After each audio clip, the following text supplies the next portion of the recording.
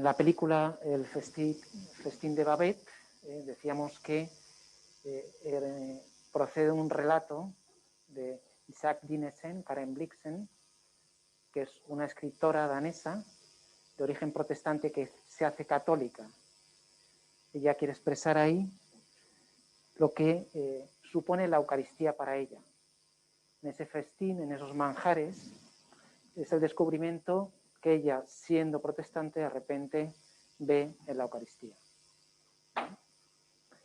Entonces, había escogido estas dos imágenes, de las muchas que tiene la película, para representar las dos dimensiones. La convival, donde hay un aspecto manducativo, dicho en términos así un poco pedantes o técnicos, ¿no? Hay un comer que crea una comunión,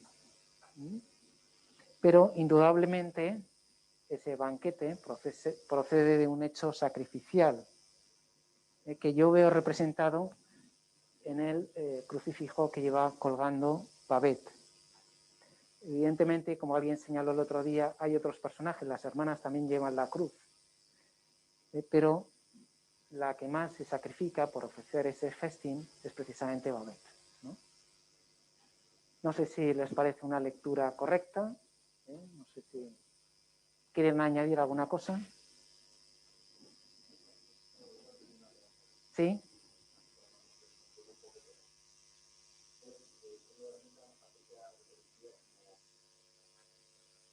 Es interesante, yo también lo estaba pensando, quizá el contraste entre lo típicamente católico, que es sensorial,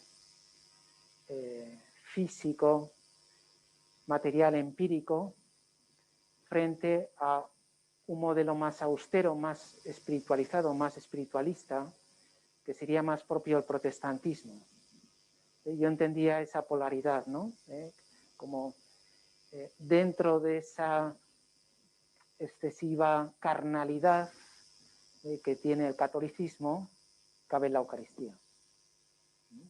Y esa pregunta nos viene muy bien para lo que vamos a ver durante esta clase, que es precisamente lo que se refiere a la presencia. La Eucaristía como presencia. Bien, empezamos un puerto de primera. Lo digo para que estén preparados, porque podían pensar que esto ya viene cuesta abajo, pero no. Nos queda lo más importante y quizá lo más complicado, ¿no? Entonces, en primer lugar, veremos lo que se refiere a la presencia real en la Eucaristía. En esta expresión que aparece tanto en los sinópticos como en 1 Corintios, esto es mi cuerpo, esta es mi sangre, estin en griego, aparece una identidad entre el sujeto y el atributo, aunque, como ocurre también en otras lenguas, el verbo copulativo, ser o estar, aparece elíptico, es decir, no aparece. Entonces, en realidad lo que aparece es esto, mi cuerpo, esta, mi sangre. Yo pongo un ejemplo muy tonto y me van a perdonar, no sé si han visto las películas de Tarzán. Ustedes son muy jóvenes. ¿Saben quién es Tarzán? ¿Lo conocen?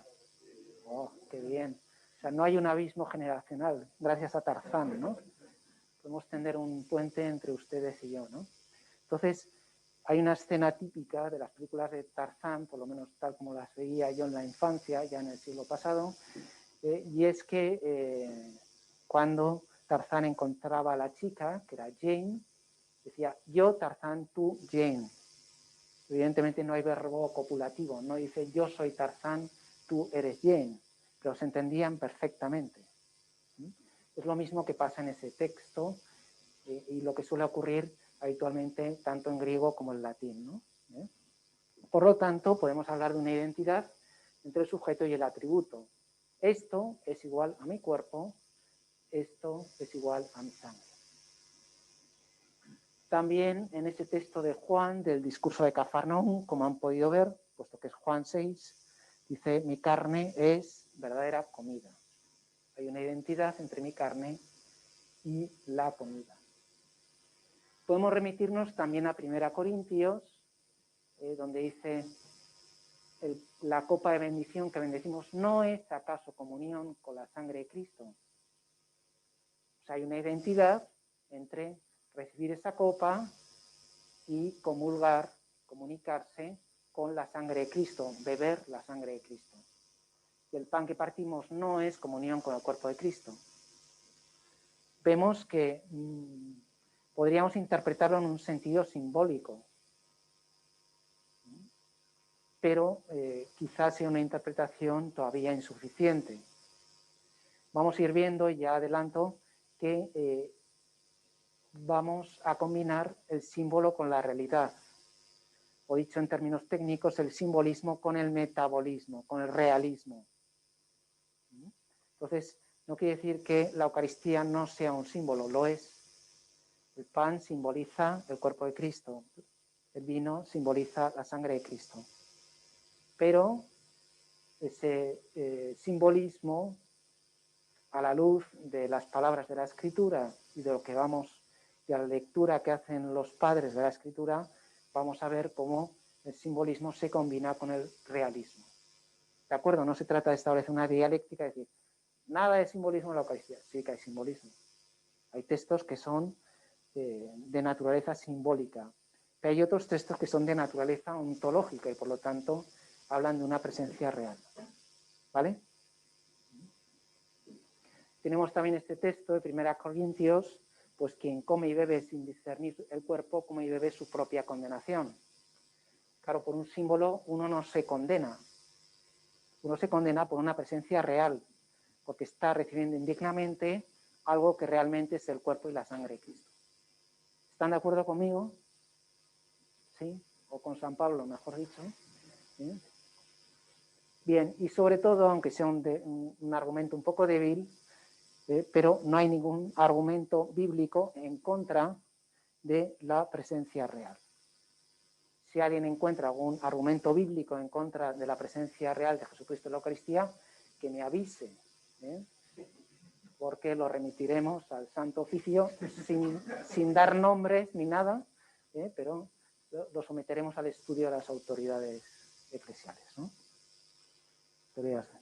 Bien, ¿alguna pregunta sobre esto? ¿Les parece que es un elenco suficientemente claro sobre la presencia real de Jesucristo en la Eucaristía? Parece ser que sí, ¿no? Bien, entonces vamos a recordar algo de terminología que nos va a venir muy bien.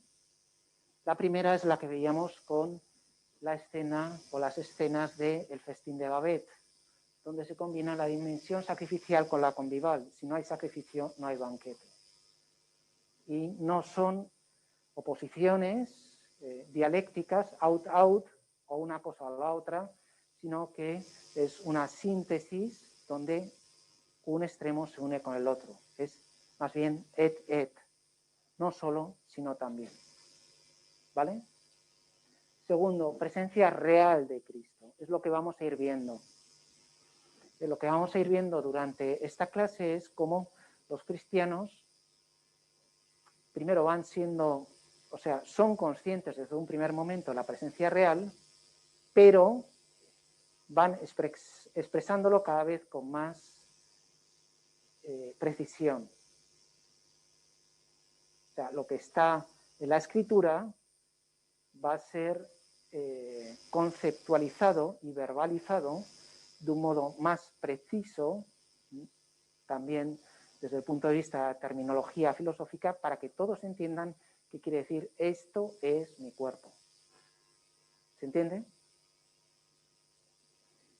Y entonces combinaremos esas dos dimensiones del simbolismo y metabolismo que, como acabamos de decir, son complementarias. Es símbolo y es realidad. Es una presencia real con una serie de resonancias simbólicas, ¿no? Y después que esa presencia, como hemos enunciado ya y recordamos ahora, viene por la palabra, es decir, por las verba Christi, es decir, por las palabras pronunciadas por Jesús en la última cena, y después por la acción del Espíritu, por la epíclesis. como muy bien representa el profesor Arocena, ¿no? Cuando hace el gesto de la paloma descendiendo sobre los dones eucarísticos, ¿no? Bien, entonces, ahora vamos a ver qué nos dicen los padres. En primer lugar, los padres pre-nicenos hablan de la presencia de Cristo en las especies eucarísticas. Es decir, los padres pre-nicenos, si quieren, todo esto lo tienen en el manual, lo digo por si no quieren cansarse innecesariamente, disfrutan de los textos y de los tesoros que nos dejan los padres de la Iglesia, ¿no? Entonces, decía que los padres pre-nicenos tienen muy claro qué hay en la Eucaristía, aunque todavía no dicen cómo Jesús está presente en la Eucaristía. Vamos a ver cómo los textos son de un declarado realismo. En castellano hay una expresión un poco curiosa que es un realismo crudo. Tenía un profesor que decía, ¿y entonces cómo es el realismo cocido? ¿No? Entonces, bueno, es un chiste malo, pero ya entienden ustedes que bueno, ese realismo es fuerte, ontológicamente fuerte, ¿no? Bien, entonces tenemos ahí ese texto tan bonito de Ignacio de Antioquía contra los docetas. ¿Quiénes eran los docetas? ¿Se acuerdan? ¿Sí? Decían que era pura apariencia, ¿no? Muy bien. Entonces, explique a la luz de ese principio la siguiente frase. La Eucaristía es la carne de nuestro Salvador Jesucristo. ¿Le parece un buen argumento contra un doceta? Esa carne es aparente, pues la sarx es un término, digamos, fuerte, crudo, aunque no les guste el término, un término significativo, donde no habla de virtualidad, donde no habla de simbolismo. Habla de esa carne que muchas veces para un platónico tenía connotaciones negativas y era principio del mal y del pecado, ¿no? Sin embargo, aquí tenemos, digamos, lo mismo dirá Justino, la carne y la sangre de aquel Jesús que se encarnó. La carne y la sangre. Ireneo, frente a los gnósticos, dice, si hay resurrección de la carne, tampoco la Eucaristía, perdón, si no hay resurrección de la carne, he leído mal, tampoco la Eucaristía es la carne del Señor. ¿Cómo podemos entender? Creo que lo hemos mencionado ya, esta argumentación. ¿Se acuerdan? Era el mes pasado, hacía frío. A ver, ¿qué tiene que ver la resurrección de la carne con la Eucaristía? Porque sin carne no hay Eucaristía. Sí, Jesucristo tiene realmente carne, puede hacerse presente a través de la materia, a través del pan y del vino. Si fuera pura apariencia o fuera un ser espiritualizado, la Eucaristía no sería una mediación válida. La materia no sería un soporte sobre el cual Jesucristo se hacía verdadera, real, sustancialmente presente. Por eso la resurrección de la carne es un argumento simétrico, paralelo a la Eucaristía. Como hay resurrección de la carne, hay Eucaristía. Como hay Eucaristía, hay, en sentido cronológico inverso, pero hay también resurrección de la carne. No sé si me he explicado bien, quizá lo... ¿Se entiende más o menos? ¿Quieren preguntar algo? Bien. Ay, perdón.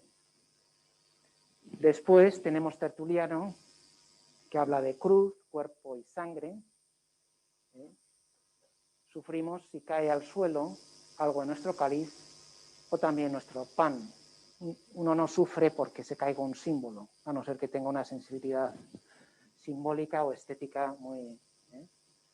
no sé si a lo mejor se me cae el escudo de mi equipo de fútbol, a lo mejor sufro muchísimo, pero es solo un símbolo, ¿no? No sé si el ejemplo ha sido suficientemente expresivo o no, ¿eh? Pero en fin, uno sufre ante una presencia real. Bien, las anáforas primitivas, desde el siglo III, hablan de una transformación, metabolé, metabolein. O sea, estamos ya en el siglo III cuando empiezan a hablar de transformación. Vamos afinando el lenguaje, vamos utilizándolo con más precisión, ¿no?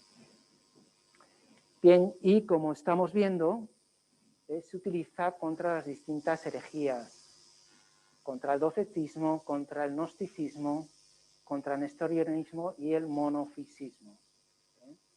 Es decir, como hay dos naturalezas en Cristo, divina y humana, es posible que en un trozo de materia, pan, vino, pueda estar presente Jesucristo entero, con su cuerpo, con su sangre, con su alma, con su divinidad, como se dirá más adelante. Es decir, las herejías cristológicas llevarán a herejías eucarísticas. Y entonces poníamos el ejemplo de cómo, me parece que es el culto armeno, aunque no me atrevo a decir esto con seguridad, hay que es de corte monofisita, es decir, son de las antiguas iglesias orientales, no calcedonianas, se llaman ahora, antes se llamaban monofisitas o nestorianas, pues ese grupo, el rito que tiene ese grupo de cristianos orientales, ¿no? Echan agua al vino. Entonces, ¿se acuerdan que ese agua representa la humanidad? La humanidad, nosotros, y la humanidad de Cristo. De tal manera que cuando el vino con esas gotas de agua se transforma en la sangre de Cristo, también, en cierto modo, en este caso simbólico, estamos también nosotros. Mientras Jesucristo, la sangre de Cristo está presente de un modo real. ¿Se sigue esto? ¿O estamos? ¿Sí? Entonces, digamos que un buen argumento contra estas herejías cristológicas es el entender rectamente la Eucaristía. Entonces, se utilizan imágenes para explicar esa transformación. Por ejemplo, ¿se le ocurre alguna imagen extraída de los evangelios? Muy bien, las bodas de Cana. ¿Eso qué es? ¿Una transustanciación?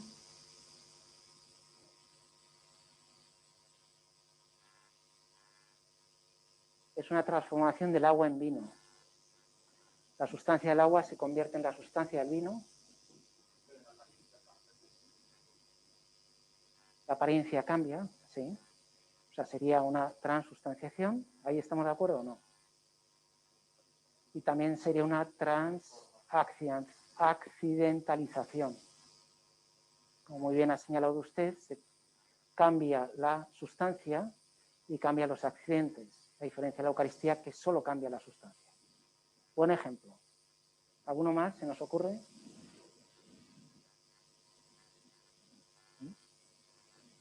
Bien, se podría poner alguno más, pero vamos a reservarlo para más adelante. Aunque se utilice terminología platónica, se trata de una referencia real.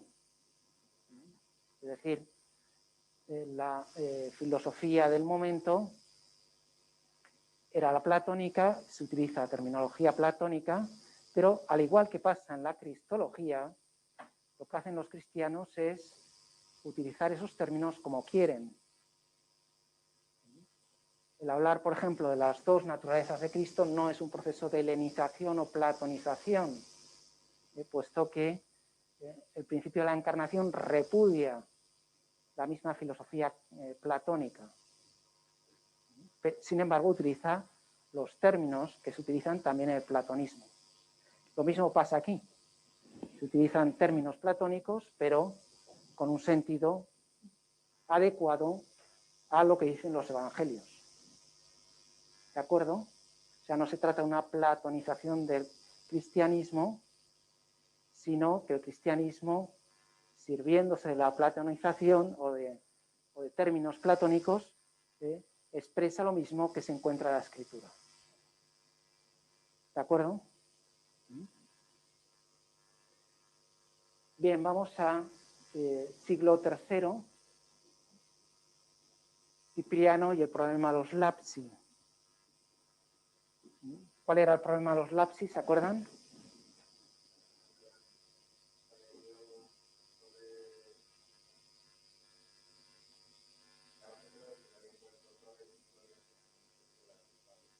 Eso es. Pues Cipriano con el realismo, acuérdense como la polémica que tuvo con Nestorio, perdón, es Cirilo, no, perdón, rectifico. A propósito de los lapsi, más bien el problema era si ellos tenían que pasar por un proceso penitencial o no. Incluso sin el proceso penitencial, había quien decía que no podían recibir la Eucaristía ni siquiera con ese proceso penitencial. Entonces, San Agustín también y el mismo Cipriano dirán que tras la oportuna penitencia podían volver a recibir la Eucaristía, pero sin penitencia no había Eucaristía. Por lo tanto, ahí estamos hablando de una presencia real, ¿no? Clemente Alejandría habla de que el cuerpo y la sangre de Cristo es el alimento, el sacramento del logos y del espíritu. Clemente Alejandría habla de ese alimento y vamos a ver cómo ese sacramento del logos, lógicamente el logos encarnado. Si no hay encarnación, no hay sacramento. Y por lo tanto, y del espíritu por la dimensión epiclética, ¿no? Por lo tanto, ahí vemos también esa naturaleza realista, ¿no? Real de la presencia. Orígenes habla de la presencia y del cuidado con la Eucaristía. Curioso porque Orígenes, que habitualmente es más bien un autor de tipo espiritualista, sin embargo, ante la Eucaristía, dobla la rodilla y la adora como una presencia real, ¿no?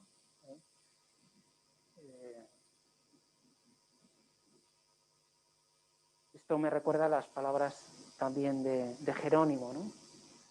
Que en este caso hablando sobre la importancia de la dicción de la palabra de Dios, decía, tenéis mucho cuidado con las partículas que caen de la Eucaristía y hacéis bien, porque allá donde sea claramente reconocible, pues ahí está realmente presente Cristo. Pero luego tratáis la palabra de cualquier manera, ¿no? Como animando a los lectores a esmerarse en la preparación y la proclamación de la palabra de Dios. Bien, los posnicenos, sin embargo, a partir del siglo IV, si los prenicenos nos hablaban del qué, los posnicenos nos van a hablar del cómo está presente. Entonces, Atanasio habla también de la metábole, de la transformación, y hace esta bonita antítesis. El cuerpo del verbo, la sangre de la verdad. Con esa antítesis lo que está expresando es una identidad. Tenemos, por tanto, como algo que en principio es material, contiene una persona divina, que es la persona del verbo. O dicho en castellano, la persona de la verdad. Por lo tanto, en esa contraposición, de lo que está diciendo es que hay una identidad y por lo tanto una presencia real. Donde está el cuerpo de Cristo, está el verbo encarnado, muerto y resucitado. Y por lo tanto hay una relación de identidad, ¿no? Y en Gregorio de Niza, el verbo transforma el pan en cuerpo del verbo de Dios. Aquí hay como el mismo poder de las verba Christi, de las palabras pronunciadas por Cristo en la última cena. Aquí vemos, aunque sea un padre oriental, la dimensión más cristológica, transforma el pan en cuerpo del verbo de Dios. Y después tenemos a Juan Crisóstomo, que nos habla, en el cáliz está la sangre que emanó del costado abierto de Cristo, en palabras muy bonitas, el cuerpo que arrulló María y murió en la cruz es el que se nos ofrece la Eucaristía. Por lo tanto, un modo de presencia distinto, pero una identidad de que aquel mismo Jesús que vivió, que caminó por las tierras de Palestina, es lo que tenemos habitualmente en la Eucaristía. Es, por tanto, una presencia real, pero no sensible, puesto que no podemos percibirla por los sentidos. Visus, tactus, gustus, interfalitur, ¿no? Bien, Cirilo Alejandría, ahora sí, frente a los nestorianos, hablaba ese esquema logos sarx. Entonces, no simplemente logos anthropos, sino, como recordarán, sino logos sarx. Es decir, ese término realista es donde se hace presente ese logos gracias a la mediación de la encarnación. Como Cristo está encarnado, puede hacerse presente en la Eucaristía, ¿no? En la Eucaristía comemos la carne del verbo encarnado, valga la redundancia. Como ven, las formulaciones cada vez son como más precisas, más exactas, y vamos afinando el instrumental lingüístico. Juan Damasceno, como padre oriental que es, presencia del Espíritu en la encarnación, es decir, el principio de la empíclesis, que así como hizo posible que en las entrañas de María se encarnara el Verbo eterno, pues de igual modo actúa sobre las especies sacramentales, transformando ese pan en el cuerpo de Cristo y el vino en su sangre.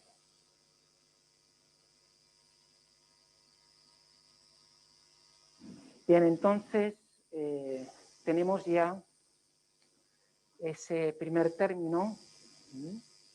Les voy a contar un poco el final para que vayan preparándose para lo que va a venir después, ¿no? Eso que a partir del siglo XII se llamará transustanciación, es lo que ahora se utilizan otros términos como van a ser metabolein, en forma verbal, o metabolé. El cuerpo y el vino se convierten, el pan y el vino, perdón, se convierten en el cuerpo y la sangre. Es decir, aquí ya nos hablan de una transformación y por lo tanto se está interesando por el proceso ontológico que hay desde el principio hasta el final de la celebración eucarística. Esa transformación no es simplemente una transformación de tipo simbólico, como poniendo un ejemplo, un trozo de paño o de tela con unos determinados colores simbolizan un país. Por ejemplo, ¿usted qué país es? Guatemala. ¿Cómo es la bandera de Guatemala? Perdone la ignorancia. Bien. Bueno, pues si combinamos esos colores en una tela, no simplemente es un trozo de tela, simboliza todo un país, ¿no? Entonces, todos los guatemaltecos procurarán rendir el homenaje debido a la bandera, ¿no? Bien, no estamos hablando simplemente de un puro símbolo. Estamos hablando de algo que es más que un símbolo. Estamos hablando de una transformación de tipo ontológico, pero dicho con una metafísica más espontánea.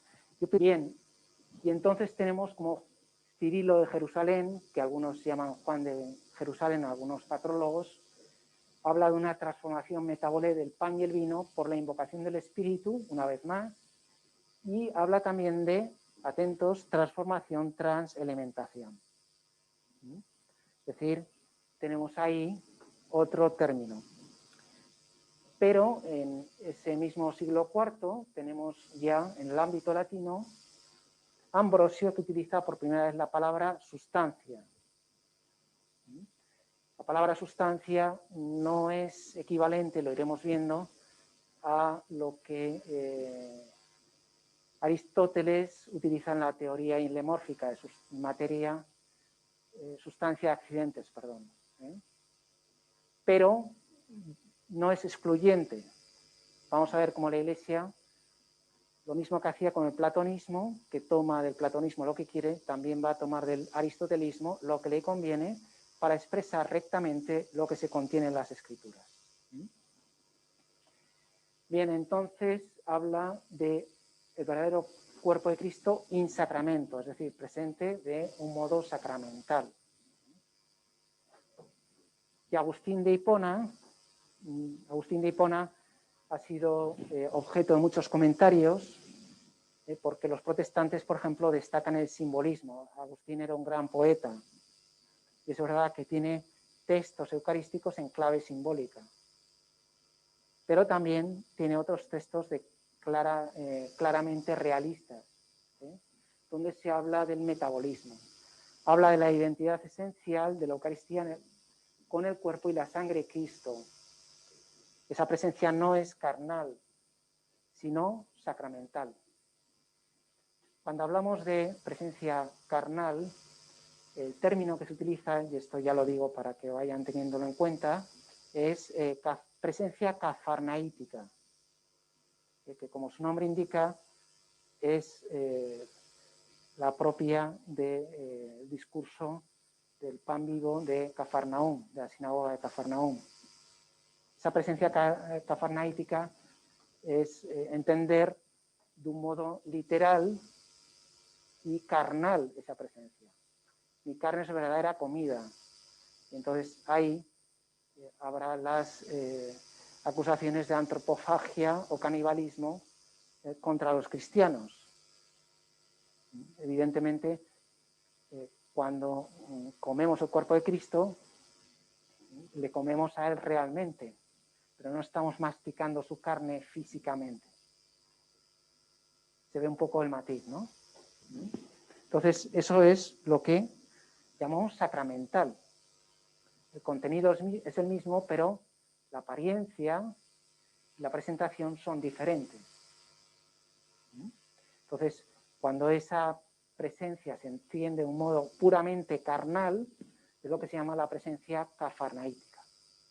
¿Se entiende este término? Sí. Que busca un equilibrio entre la congelación y la ventilación, ¿no? Bien. Y luego León Magno, negar la verdadera humanidad de Cristo es negar la presencia del cuerpo y la sangre de Cristo en la Eucaristía. Claro, si no hay humanidad, no hay Eucaristía. Elemental, querido Watson. Entonces, si negamos la humanidad, si hay un docetismo, negamos la presencia eucarística. Fausto de Riez va a ser interesante porque ven ahí de nuevo el término sustancia. El pan y el vino se convierten en la sustancia del cuerpo y la sangre de Cristo por el mismo poder creador de Dios.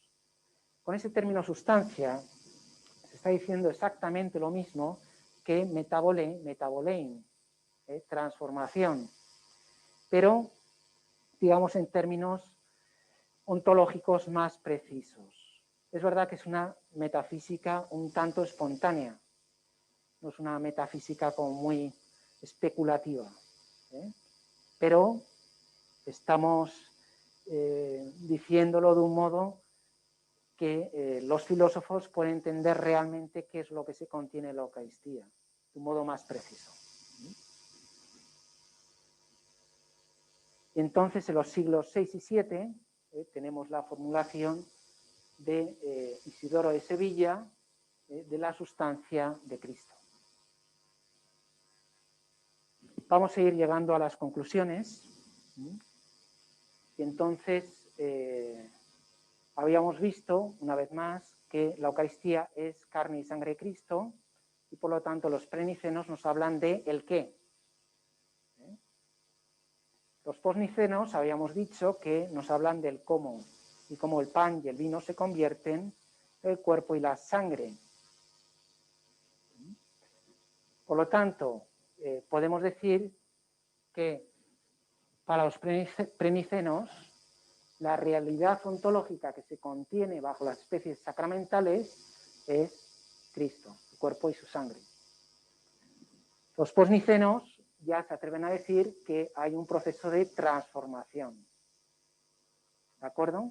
Y entonces, transformación de tipo ontológico, se entiende, no puramente simbólico, expresado con una metafísica espontánea, digamos. ¿Qué es la sustancia? Lo que hay ahí. ¿Qué es lo que hay ahí? Eucaristía. Cuerpo y sangre de Cristo. Totalmente, sí. ¿Solo eso? Sí. Eso va a ser importante porque veremos que a lo largo de los siglos habrá otro tipo de interpretaciones. Pero para los primeros cristianos y los padres de la Iglesia, ahí eso era Eucaristía 100%, Eucaristía y solo Eucaristía, es decir, Cristo y solo Cristo, aunque parecía pan y vino. ¿Estamos de acuerdo con esto? ¿O quieren decir alguna cosa?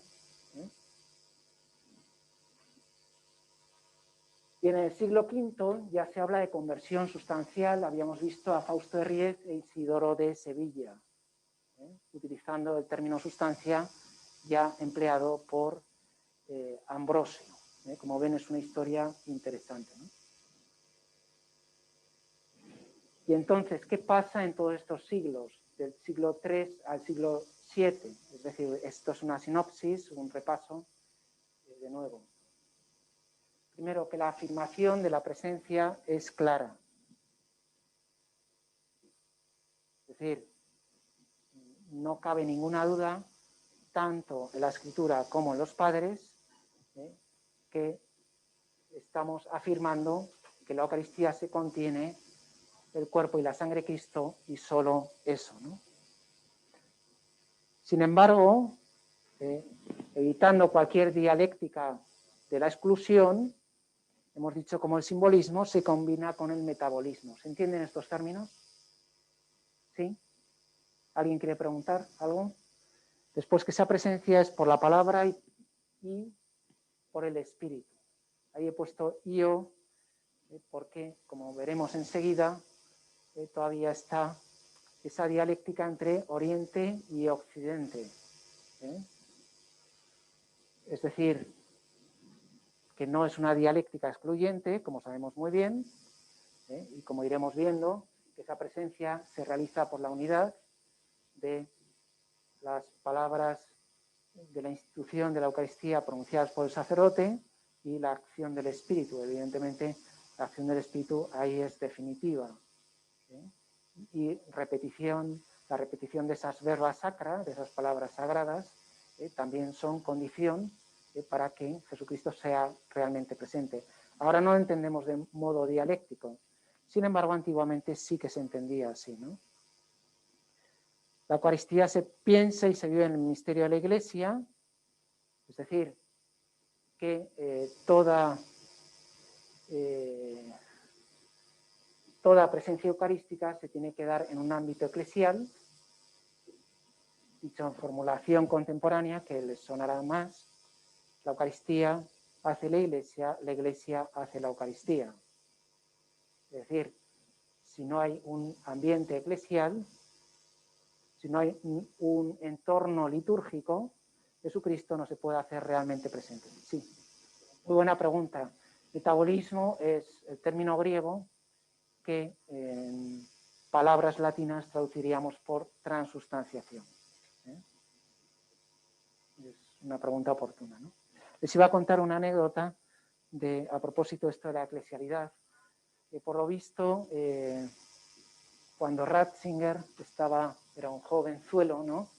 Que estaba dando clases de pastoral de los sacramentos en el seminario de Frisinga, allá en el sur de Alemania, en Baviera, comentaron el caso de una película francesa, en la cual un sacerdote,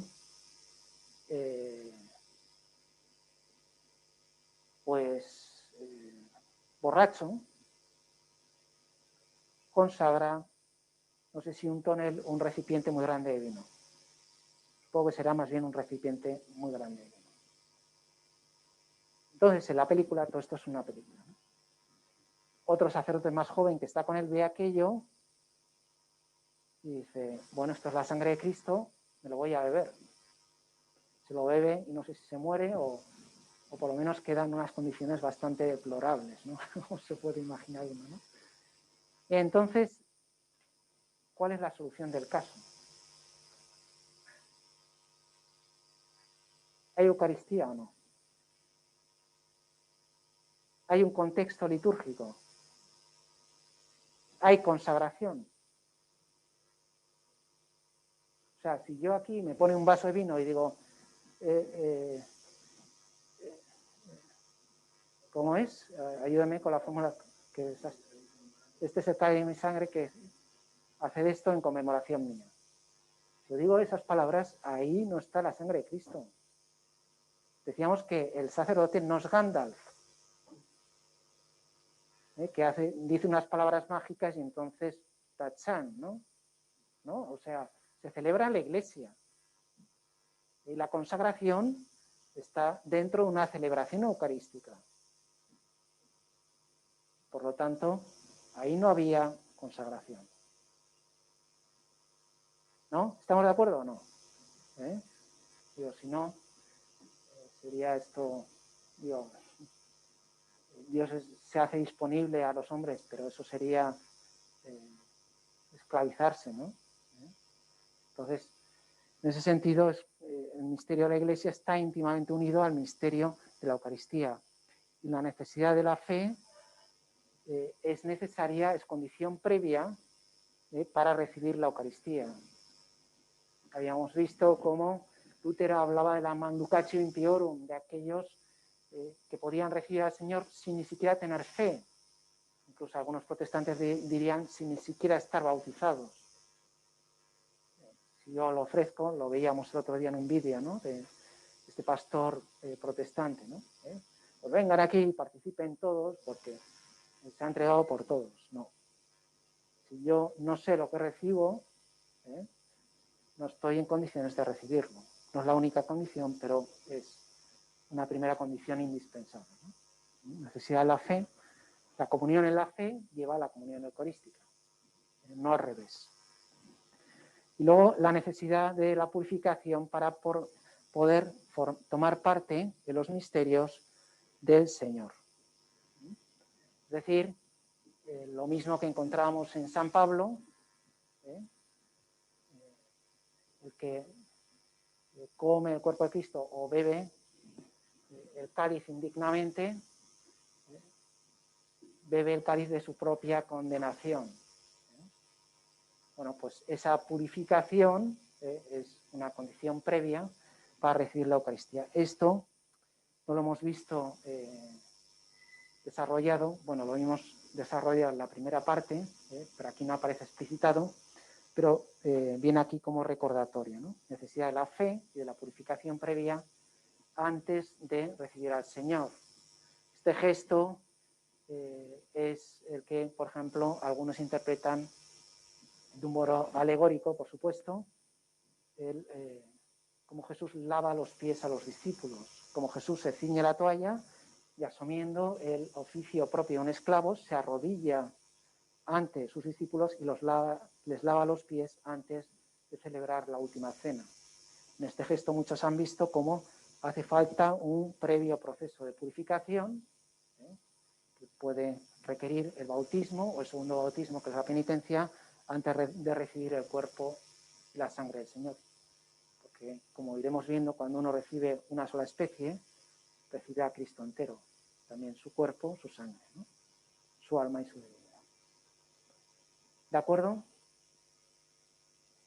Bien, pues con esto, si recordamos que este es el esquema, estamos siguiendo en la asignatura, dense cuenta que ya vamos por la página 91 y después querré darles una serie de avisos por si les son de utilidad.